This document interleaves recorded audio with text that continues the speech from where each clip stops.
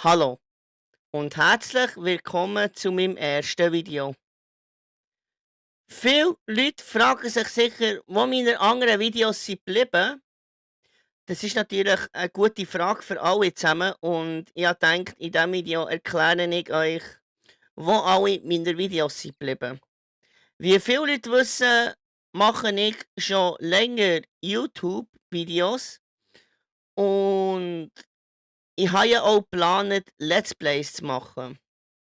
Und jetzt ist es so, dass ich zuerst mal für 'ne WLAN-Kaptur schauen musste und ich dann einen gekauft habe für 30 Franken, genau. Und ich dann zu einer TikTok-Agentur bin eingeladen worden. Also, ich habe mich selber beworben für ihre TikTok-Agentur, genau. Und, ja, ich muss dort auch meine Stunden erreichen. Also, jetzt zum Beispiel ich muss zum Beispiel in diesen 30 Tagen muss ich 10 Stunden erreichen, genau im Ganzen. Also nicht 10 Stunden an einem Tag, sondern 10 Stunden in diesen 30 Tagen, genau. Das ist natürlich auch ein Grund, warum ich meine Let's Plays gelöscht, habe, also meine Videos gelöscht habe, nicht meine Let's Plays, sondern meine Videos, genau.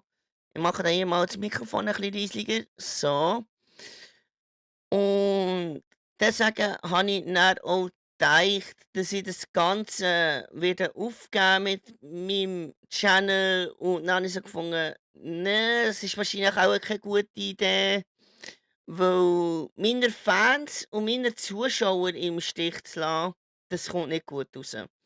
Und deswegen habe ich gedacht, mache ich weiter mit meinem YouTube-Channel. Es kommen auch Let's Plays dieses Jahr, wie versprochen. Ich habe es euch versprochen, dass dieses Jahr Let's Plays kommen. Und wenn das mein erstes Let's Play kommt, das weiß ich noch nicht. Auf jeden Fall, ich lasse mich überraschen, wenn das mein erstes Let's Play kommt. Die sind sicher so überrascht wie ich auch. Und dann würde ich sagen, sieht man sich beim nächsten Video wieder. Falls ihr noch Fragen habt, könnt ihr sehr gerne in die Kommentare hineinschreiben. Falls ihr Let's Play Wünsche habt, könnt ihr es auch sehr gerne in die Kommentare hineinschreiben. Das Ding ist einfach, wenn ich ein Spiel nicht habe als Let's Play Wunsch, dann wird es sehr schwierig, das Spiel zu besorgen, weil dann muss ich zuerst mal auf jeden Fall auf Steam schauen, ob es das Spiel überhaupt gibt. Und dann muss ich noch auf Ricardo schauen, ob mein Kollege irgendwie so eine Big Box von dem Spiel verkauft, genau. Und irgendwie so ein PC-Spiel von dem Spiel verkauft.